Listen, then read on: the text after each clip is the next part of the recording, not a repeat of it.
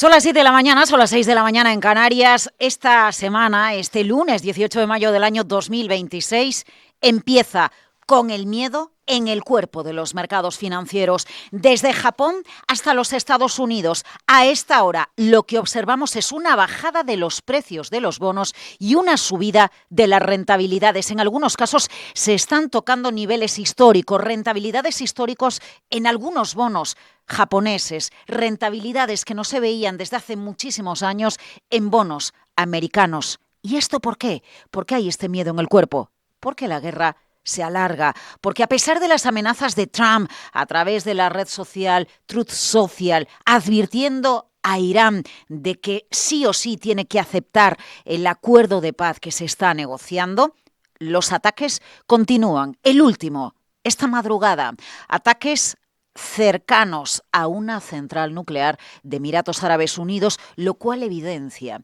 la fragilidad de ese alto el fuego que se pactó hace ya muchas semanas. A esta hora, el precio del petróleo sigue al alza, $111 el barril, el futuro del Brent con vencimiento en julio. El miedo en el cuerpo, y a esta hora, el mercado de bonos cotiza ese temor que llevamos arrastrando desde hace muchas semanas, que si la guerra se alarga, la inflación no será puntual, será estructural y nos veremos abocados a subidas en los tipos de interés. ¿Acabará la guerra? ¿La inflación será pasajera? ¿El mercado volverá a estar tranquilo?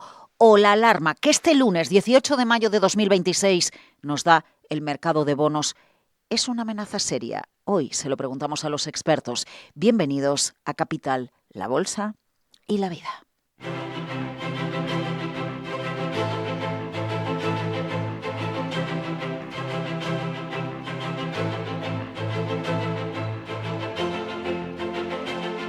Capital, la Bolsa y la Vida.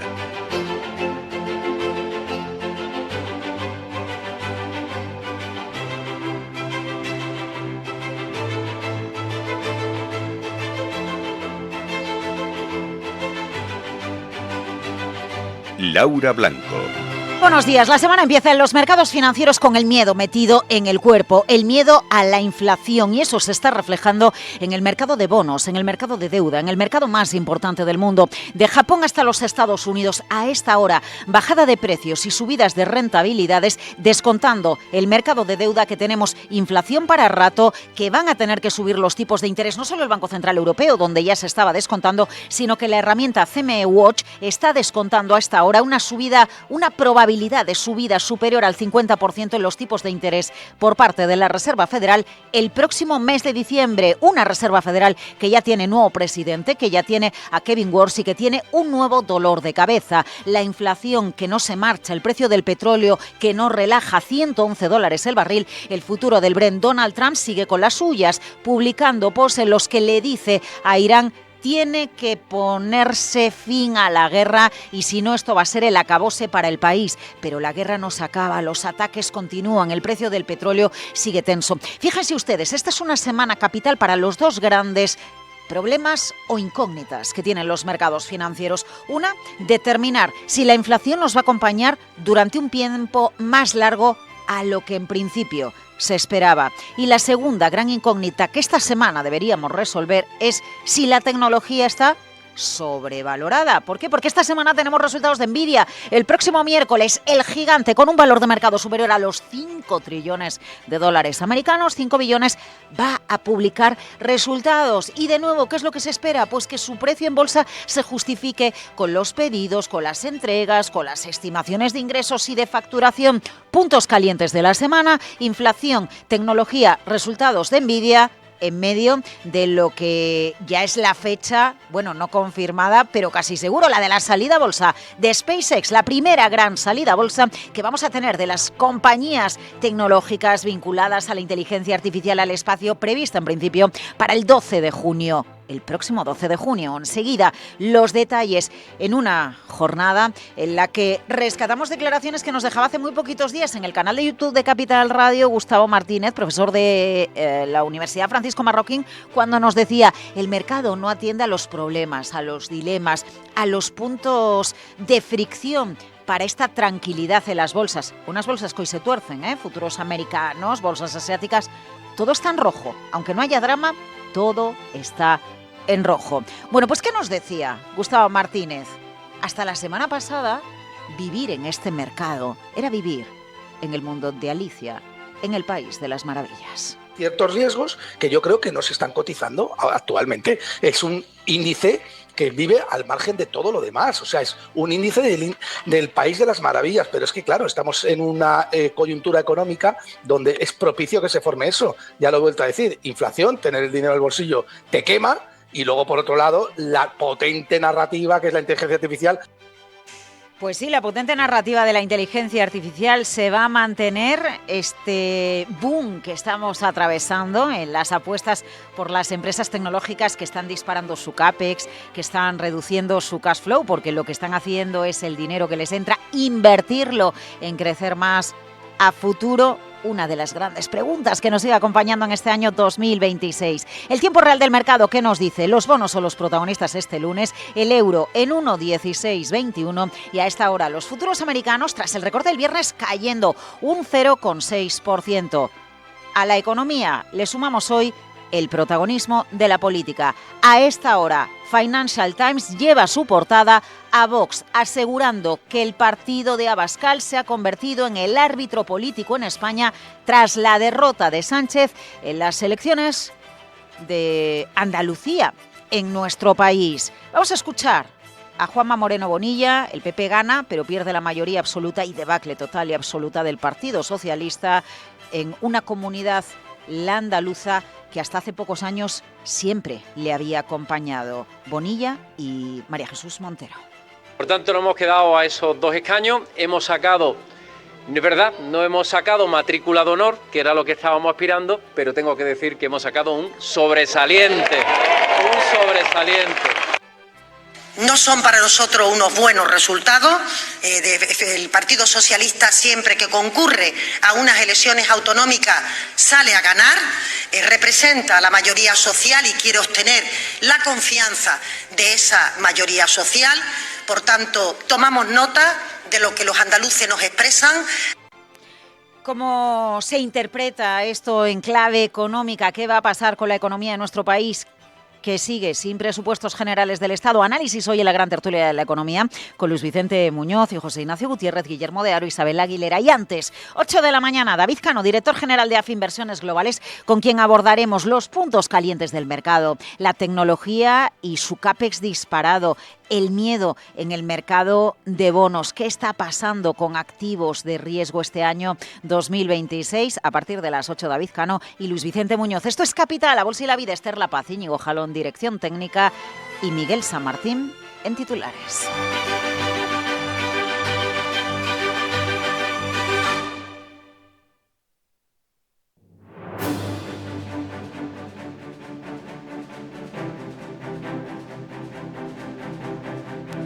Bueno, lo último, la actualidad política que tenemos en España, Miguel. Partido Popular ganando las elecciones en Andalucía, no logrando revalidar la mayoría absoluta, y el Partido Socialista logra su peor resultado histórico.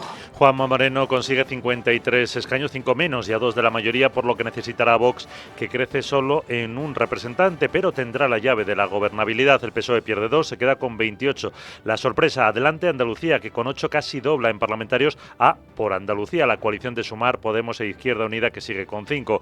El PP es la primera fuerza en todas las provincias, consigue casi 150.000 votos más que hace 4 años, pero baja en porcentaje porque la participación se ha rondado el 65%, casi 6,5 puntos porcentuales más que en 2022. El actual presidente de la Junta, Juanma Moreno, califica de sobresaliente el resultado, reconoce que no ha alcanzado la matrícula de honor. Y que ha sido bueno el incremento de la participación, aunque les haya podido perjudicar, y afirma que los andaluces han dejado claro que al PP le corresponde formar gobierno. Los andaluces nos han dado un mandato claro, y yo creo que claro y definitivo. Y el mandato es que sigamos transformando Andalucía, sigamos cambiando Andalucía, sigamos en ese proyecto que iniciamos a comienzos del 19 de transformar nuestra tierra para hacer una tierra mucho más próspera, con mayor bienestar, y una tierra que tiene que ser líder en España. Y ese mandato, puedo decir con absoluta naturalidad, que lo vamos a cumplir. Montero ha felicitado al candidato popular y señala que no son buenos resultados, aunque está más cerca de su vuelta a la presidencia de la Junta, ha dicho, y que las elecciones han demostrado que son la única alternativa real a la derecha. Hubiera gustado que los resultados hubieran sido otros, pero por supuesto aceptamos, como no puede ser de otra manera, el veredicto de las urnas, que nos han dado unos resultados que yo creo que nos van a permitir hacer la oposición seria, la oposición responsable que tenemos que seguir haciendo. Y a partir de ahí, a seguir aprendiendo, a seguir trasladando a los ciudadanos de Andalucía que somos la única alternativa real a la derecha. Vox mantiene un porcentaje muy similar de votos al de 2022 y celebran que vuelve a ser decisivo, al igual que lo es en otras autonomías. El líder de Adelante de Andalucía, José Ignacio García, destaca que 400.000 personas han votado su proyecto y el coordinador de Izquierda Unida y cabeza de Por Andalucía, Antonio Maillo, reconoce que el resultado no cumple con sus expectativas. Bueno, pues de la política española a la guerra en Oriente Medio y las advertencias de Trump a Irán. Donald Trump, Miguel, asegura que a Irán se le acaba el tiempo para pactar una solución al conflicto. Mientras se mantiene ese débil alto el fuego vigente desde principios de abril, a la vez que vuelve a amenazar a la República Islámica con más ataques en su red social. Además, tanto Emiratos Árabes como Arabia Saudí han informado de ataques con drones. Aseguran ahora que tienen todo el derecho a responder y afirman que representa una peligrosa escalada. Uno de los proyectiles, como contabas, impactó fuera de una central nuclear emiratí. Las consecuencias económicas de la guerra y cómo liberar Hormuz es el centro de la reunión de los ministros de Finanzas del G7, que hoy empieza en París. El titular galo de Finanzas, Roland Lescure, será el anfitrión con sus homólogos de Estados Unidos, Japón, Alemania, Reino Unido, Italia y Canadá, y asegura en France 3 esta noche que la reunión será la ocasión de hablar de las consecuencias del conflicto y que será difícil desbloquear el estrecho. La realidad es que plus que jamais la realidad es que más que nunca necesitamos dialogar. Lo diré así, la ley del más fuerte no funciona, como bien se ve no es suficiente, por eso necesitamos debates multilaterales que no siempre son fáciles. Esto nos ha permitido, por ejemplo, de manera correcta liberar reservas estratégicas de petróleo. Hay escasez de petróleo en el mundo y en marzo, gracias a la acción de Francia, en el marco del G7 se liberaron reservas de petróleo. No descarta que si no se reabre el estrecho podría hablarse de nuevo de medidas para evitar la subida de precios, pero no en esta reunión. Francia quiere tratar la corrección de lo que llaman desequilibrios macromundiales, en los que incluye el superávit comercial chino, los déficit comercial y fiscal de Estados Unidos y la carencia de inversión en Europa. La Casa Blanca anuncia, Miguel, que China va a gastar al menos 17.000 millones de dólares al año en productos agrícolas de Estados Unidos. Un acuerdo que incluye este año y los dos próximos, tras las reuniones mantenidas entre los presidentes Xi Jinping y Donald Trump. Según Estados Unidos, los distintos acuerdos que han alcanzado mejorarán la estabilidad y la confianza de las empresas y los consumidores en todo el mundo. Otros acuerdos alcanzados son la compra de 200 aviones Boeing para aerolíneas chinas, se renovó las autorizaciones de más de 400 plantas procesadoras de carne y reanuda las importaciones de aves de corral libres de gripe aviar. El representante comercial de Estados Unidos, Jamieson Greer, destaca los acuerdos.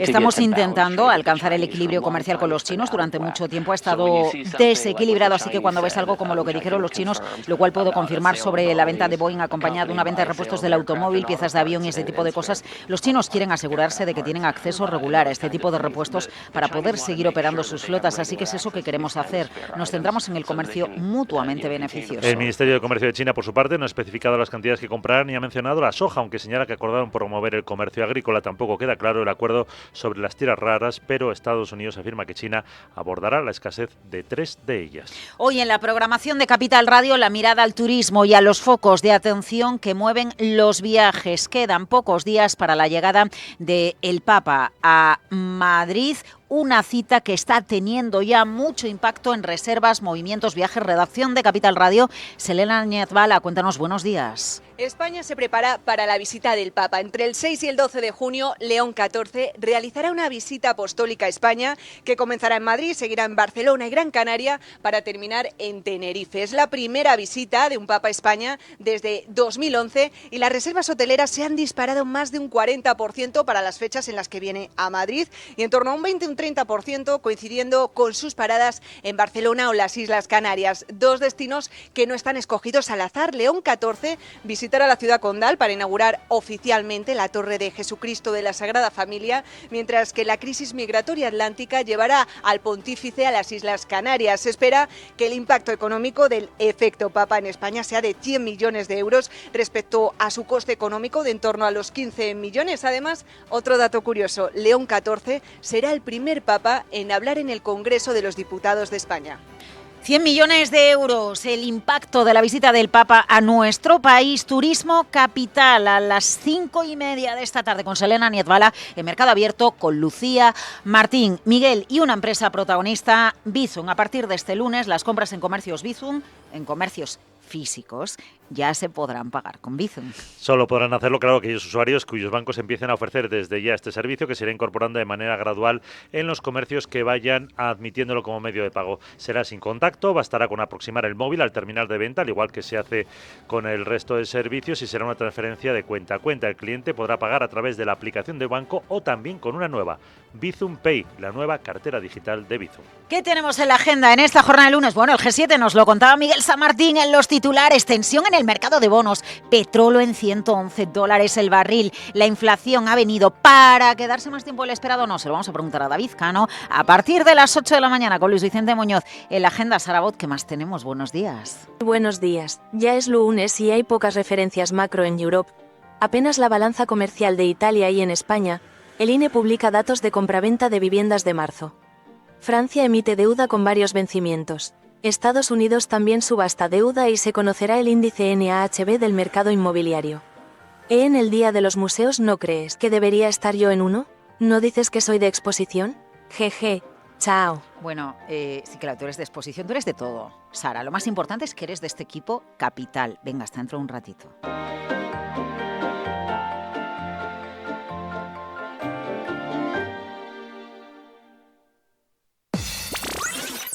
Capital. La bolsa y la vida. Con Laura Blanco. 5,4 trillones de dólares, 5,4 billones de dólares es el valor de mercado de Nvidia. ¡Wow! ¿Verdad? Pues esta semana Nvidia publica resultados. Será el miércoles con el mercado cerrado. Pero atención, porque la clave esta semana no solo que Nvidia publique resultados. Estamos observando hasta qué punto están justificados los precios de las compañías tecnológicas en bolsa en función de la expectativa de resultados y los ingresos reales que ya están teniendo. Pero saben ustedes que el otro punto caliente del momento es la inflación. ¿Hasta qué punto la subida de precios, la guerra en Oriente Medio, cierre de Hormuz, subida del petróleo, impacto en inflación, está teniendo consecuencias, impacto en los hábitos de los consumidores? Por ejemplo, de los consumidores estadounidenses. Pues atención, porque esta semana publica resultados Walmart, el gigante minorista de Estados Unidos. Y a través de los resultados de Walmart vamos a observar no solo si ya se están subiendo los precios finales para el consumidor, sino también si el consumidor medio americano, que ya está teniendo una factura al menos de $300 al mes por las consecuencias de la guerra, está cambiando sus hábitos de consumo, está dejando de consumir determinados productos por culpa de la inflación, por culpa de la guerra. Ponle imagen a tus inversiones. Vente al canal de YouTube de Capital Radio y verás mucho más de lo que imaginas. Canal de YouTube de Capital Radio, la comunidad líder en la que la inversión cobra vida. Conecta con el canal de YouTube de Capital Radio y ponle imagen al dinero y a los negocios. Capital. La bolsa y la vida. Con Laura Blanco. ¿Qué se lleva Estados Unidos de China? ¿Qué se lleva China de Estados Unidos? Del encuentro mantenido con ambos mandatarios, se asegura Estados Unidos compra de productos agrícolas cada año y se asegura China tener repuestos para productos que son esenciales, capitales, como por ejemplo los aeronáuticos. Luis Vicente Muñoz, hacemos balance del encuentro más importante que se ha mantenido durante las últimas horas a la espera de lo que va a suceder esta semana, porque esta semana vamos a tener encuentro Xi Jinping y Vladimir Putin. Buenos días. Muy buenos días. ¿Y ahora qué? Nos preguntamos. La cumbre Xi Jinping-Donald Trump deja una sensación de alivio porque engrasa canales de comunicación y trabajo para ambas partes, pero no ofrece una solución sólida sobre las tensiones que ya mantenían profundamente China y Estados Unidos. Pekín y Washington han dado señales de distensión en comercio y tecnología, con referencias a recortes arancelarios en algunos productos, menor presión sobre las tierras raras y un posible desbloqueo parcial para exportaciones de chips a China. Se habla también, por su lado, de compras chinas de petróleo estadounidense y de aeronaves Boeing, elementos que apoyan al sector industrial y energético. Aunque la lectura para los mercados es que la relación sigue siendo frágil. Taiwán, semiconductores y control tecnológico siguen siendo los tres principales focos de tensión. Veamos el impacto por activos que destacan los informes de analistas que se van a producir. En bolsa, el sesgo es positivo para las cíclicas, para los semiconductores, para las aerolíneas, para las industriales y también para los exportadores asiáticos, porque baja el riesgo de un choque comercial inmediato. En divisas, el dólar puede ganar algo de soporte si mejora el apetito por el riesgo, claro, mientras que el yuan gana estabilidad si China evita la nueva escalada. En renta fija, el efecto es mixto. Podría subir algo la rentabilidad de los bonos largos si el mercado rota hacia el riesgo, pero la incertidumbre macro está limitando este movimiento. En materias primas, el petróleo tiene sesgo alcista por la expectativa de más comercio y más compras chinas de petróleo, mientras que el oro pierde algo de su brillo si se impone la narrativa de la distensión. En criptomonedas, el apoyo más psicológico que fundamental es lo que hemos empezado a ver. Mejora el tono general, pero la reacción va a depender sobre todo de la liquidez disponible y de la evolución de los tipos de interés. Conclusión, el mercado compra menos riesgo después de este encuentro, pero desconfía de un entendimiento duradero y sólido. Veremos qué pasa en la geoestrategia internacional y cómo se encaja esto por parte de los flujos de capitales. Luis Vicente, a las 8 de la mañana te seguimos en esa entrevista con David Cano. Ahora nos vamos a las bolsas asiáticas.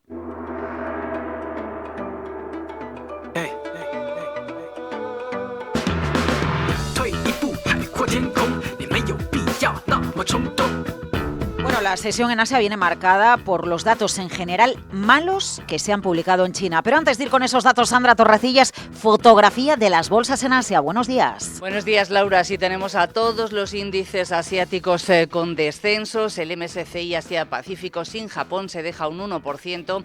La bolsa de Tokio, el índice Nikkei, retrocede un 0,8% y vemos también recortes del 0,6% en la bolsa de Corea del Sur. Eso sí, después de haber marcado, recordamos, la semana pasada máximos históricos. A todo ello se une el descenso del viernes en Wall Street, esos descensos en empresas relacionadas sobre todo con la inteligencia artificial y la caída generalizada que estamos contando en el mercado mundial de renta fija por esa preocupación de que la guerra con Irán avive las tensiones inflacionistas. El rendimiento de los bonos japoneses está tocando niveles que no se veían desde el año 1996, en el caso de los de referencia a 10 años en el 2,8%, y es que además hay informaciones de que Japón está preparando un presupuesto extraordinario para amortiguar el impacto de la guerra y es probable que ese presupuesto incluya la emisión de deuda nueva.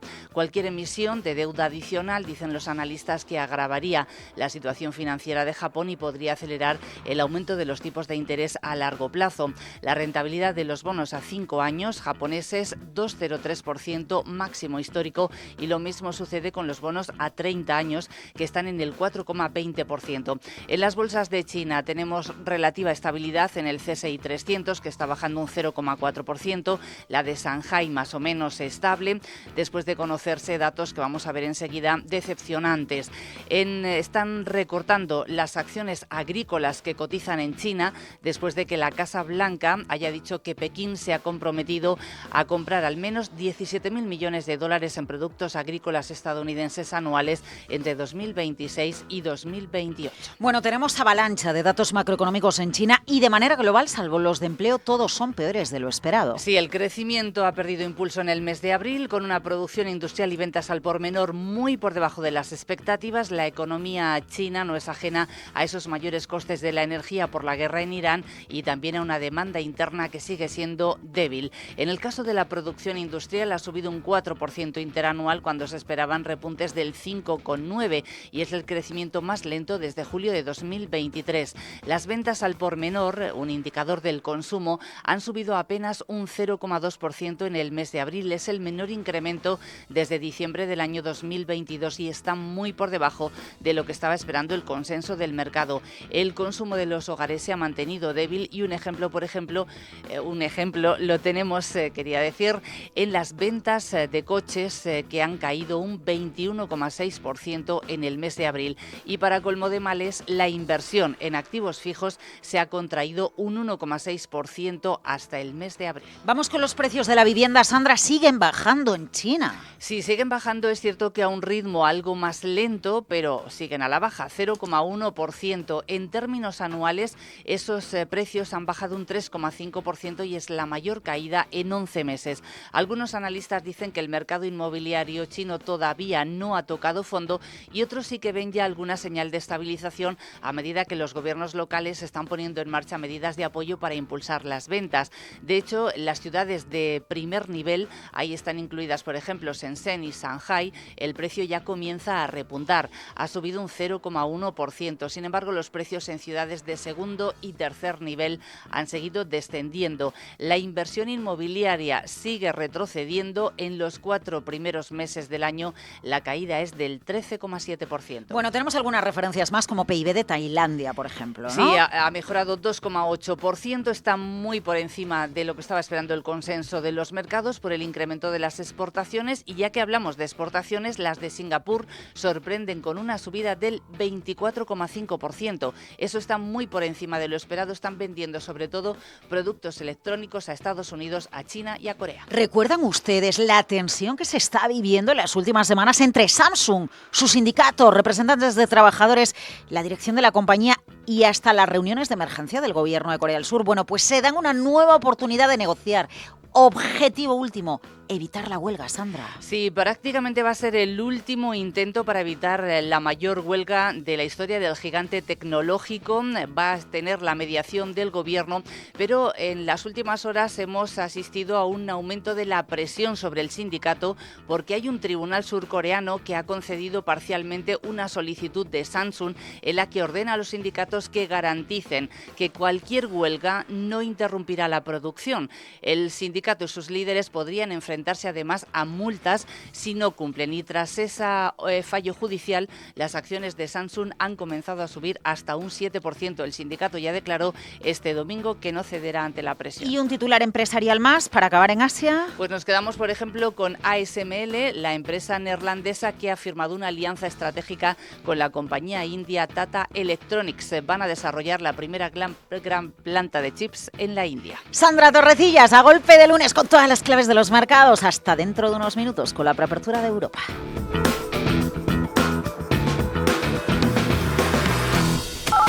Capital, la bolsa y la vida. Con Laura Blanco. Que enseguida viene Guillermo Luna con todas las claves de la tecnología. Pero ustedes reflexionen sobre esto. Gustavo Martínez, profesor de la Universidad Francisco Marroquín. ¿El mercado no atiende a riesgos? Bueno, hoy un poquito y hay miedo en el cuerpo. Hoy suben las rentabilidades de los bonos por el miedo a que la inflación permanezca con nosotros más tiempo. Pero es que hasta la semana pasada el mercado no atendía a los riesgos. Como nos decía en el canal de YouTube de Capital Radio, el profesor. Ingredientes que son maravillosos para que el mercado esté en modo maniático, ¿no? En modo manía. Por un lado tenemos una narrativa que es brutal, que estamos hablando de la inteligencia artificial, que todo el mundo sabe que es algo completamente innovador, disruptivo y que tiene una potencia productiva que es bastante curiosa, y eso atrae muchísimo dinero de todos los tipos.